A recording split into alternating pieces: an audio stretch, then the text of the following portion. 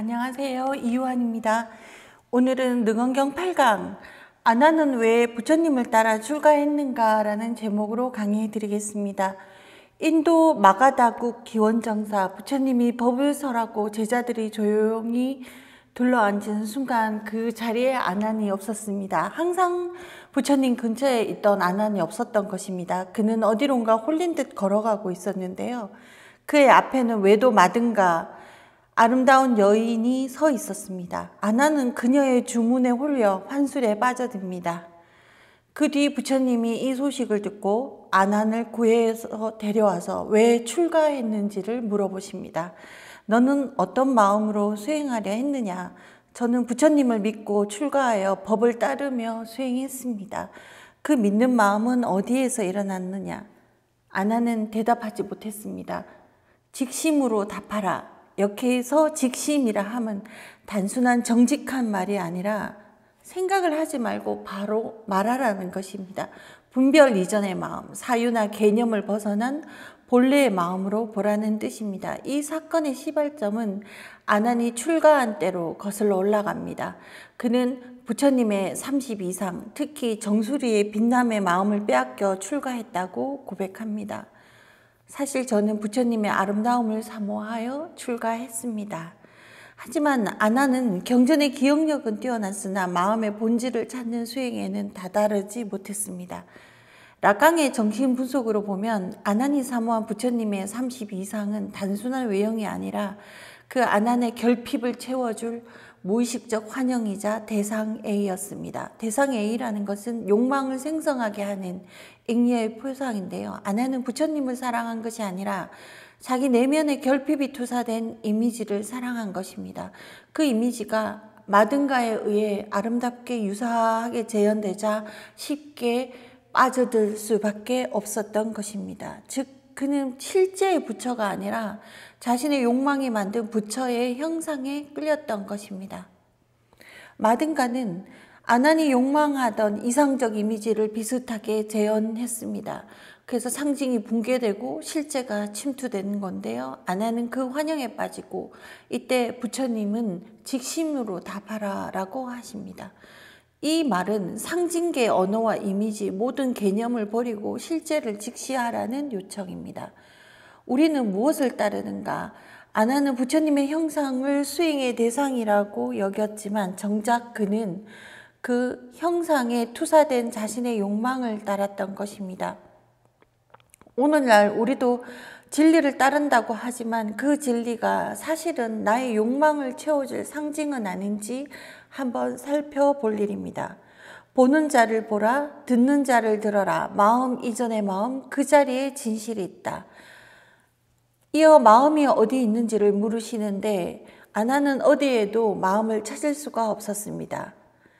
이렇게 되어야 마음이 일어나기 이전의 자리로 돌아갈 수가 있는데요. 어찌 보면 굉장히 간단한 방법입니다.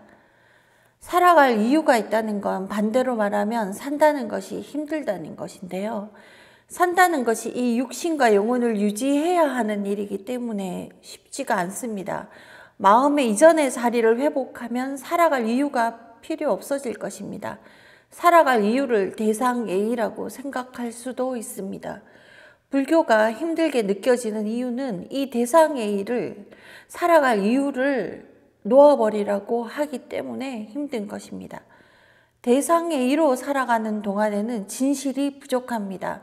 대상 A가 실제한다고 굳게 믿지만 실제로는 이것이 환영이기 때문입니다. 진실이 부족하면 살아가는 것에 충만함이 없는데요. 왜냐하면 환영은 채워질 수 없는 것이기 때문입니다. 충만함이 생기게 하려면 대상 A를 놓고 실제 안으로 깊숙이 들어가는 수밖에 없습니다.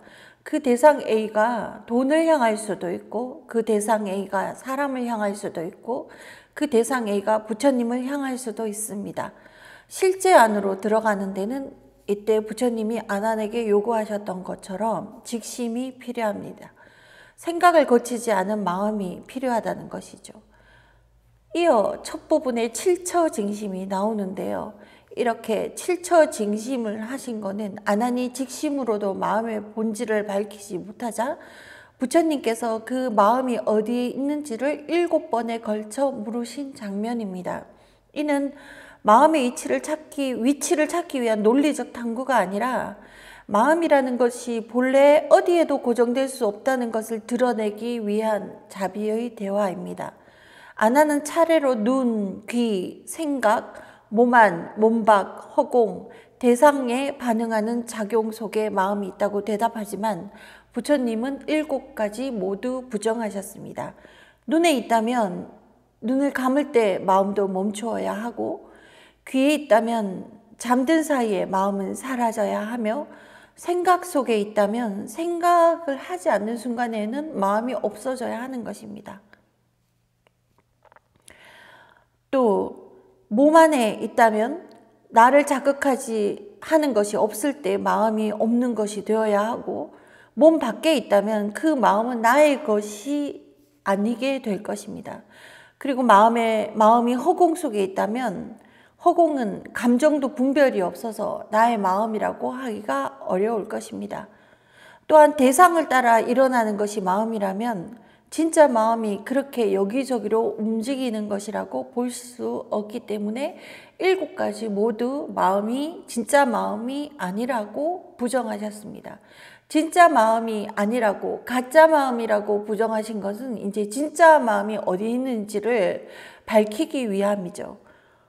부처님은 이렇게 말씀하셨습니다. 그 마음은 보는 것을 따라 움직이는데 움직이는 것은 진짜 마음이 아니다. 결국 부처님께서 말씀하시는 진짜 마음은 고정된 장소에 있지 않으며 감각, 대상이나 개념, 감정의 반응 속에서 찾을 수 있는 것이 아닙니다. 참된 마음은 대상화되지 않으며, 그러니까 마음을 대상으로 해서 우리가 찾고 있는 동안에는 그 마음이 진짜 마음이 아니고 찾는 마음 자체가 사라질 때 스스로 드러낸다고 합니다. 칠처증심은 단순한 농박이 아닌 마음을 찾고자 하는 마음을 놓게 만드는 수행입니다.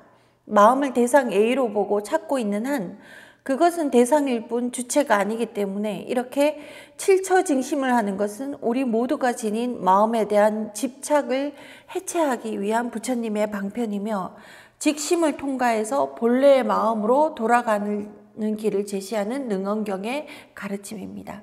다음 시간에 다시 능언경을 계속해서 강의해 드리겠습니다. 감사합니다.